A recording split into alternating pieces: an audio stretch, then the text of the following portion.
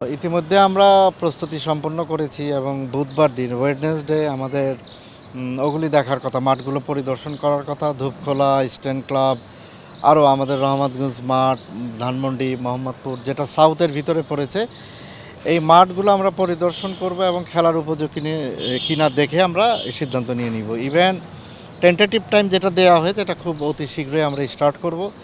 আমরা চিঠির মধ্যে ইতিমধ্যে দিয়েছি যে বাচ্চাদের রেডি হওয়ার জন্য এবং তাদের বার্থ সার্টিফিকেট যেটা আছে এটা দেওয়ার জন্য, বা কেউ জিএসসি বা পিএসসি যারা দিয়েছে তার সেই সার্টিফিকেটটা, আর যাদের লেখাপড়া করেছে ওই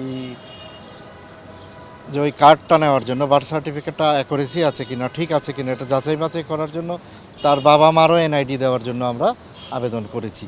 তা আশা করতেছি যে এগুলি ইতিমধ্যে চলে আসলে আমরা একটা টেন্টেটিভ টাইম না, পারফেক্ট টাইমটাই আমরা ঘোষণা দিয়ে দিব ইনশাল্লাহ। লাস্ট ইয়ারের 54 ছিল, 22তে যেটা করা হয়নি, শেষ পর্যন্ত অর্ধেক মাঠে খেলাটা স্টপ হয়ে গিয়েছিল। বাট 25-26 সেশনে যেটা করতে যাচ্ছি আমরা, এই সেশনে 80+ হয়ে গিয়েছে, 80টার উপরে দল হয়ে গিয়েছে।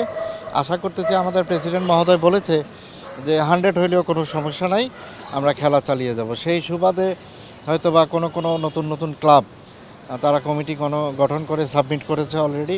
এই সাবমিটকে আমরা চুলচেরা বিশ্লেষণ করে যাচাই বাছাই করে তাদের অনুমোদন দিচ্ছি এবং আশা করতেছি 100 না হলেও 90-র মতো হয়ে যাবে। পূর্ণাঙ্গ কমিটি ছাড়া কোনো কাজ করাই সম্ভব না। বিং চেয়ারম্যান, আমি ইচ্ছা করলে সব কিছু করতে পারি না। আমার সাথীদার, আমার কলিগ, আমার সাথে যারা কাজ করবে তাদেরও প্রয়োজন।